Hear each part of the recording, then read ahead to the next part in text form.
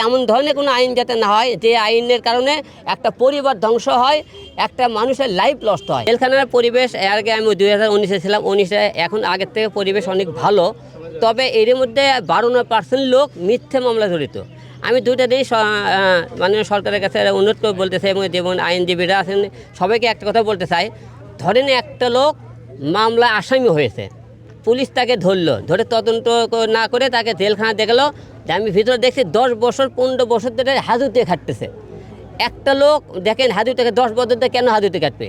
একটা মামলাতে পুলিশ ধরছে, ধরার পরে তাকে কী করবি? পুলিশ তদন্ত দিবি, 1 মাস 2 মাসের মধ্যে মামলাটা যাতে তদন্ত দেওয়া হয়, সে আসামি ধরা হয়, তাকে তার শাস্তি দেওয়া হয়। 10 বছর সে মনে করেন সে হাজতে খাটার পরে পরে যখন মামলা শুনানি হলো তাকে আরও 10 বছর সাজা দিল।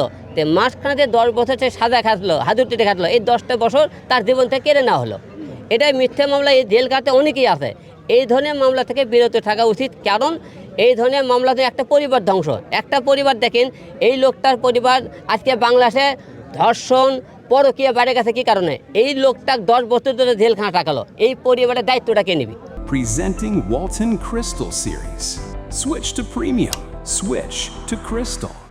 দায়িত্ব নেওয়ার মতো কোনো লোক নাই কিন্তু, কারণ পরকীয়া কী কারণে করলো? ওই লোকটার উপর অন্য কোনো লোক সুযোগ নিল না, এটা সুযোগ নিয়ে একটা পরিবার ধ্বংস হলো। তাই এই পরিবারকে বাঁচাতে গেলে আমার মনে হয় এই ধরনের মিথ্যে মামলার থেকে সরে আসা উচিত। এবং অনেকেই দেখবেন মার্ডার হয়, মার্ডার হওয়ার পরে দেখবেন মার্ডার করছে 2টা লোক, ওতে ধরে ঘরে ওখানে আইন দেওয়া হলো, 20 জন লোকের আসামি দেওয়া হলো। এই যে 2টা লোক আসামিকে মার্ডার করলো, 20টা লোক যে একটা খুনি আসামি করালো, এই 20টা লোকের পরিবার ধ্বংস।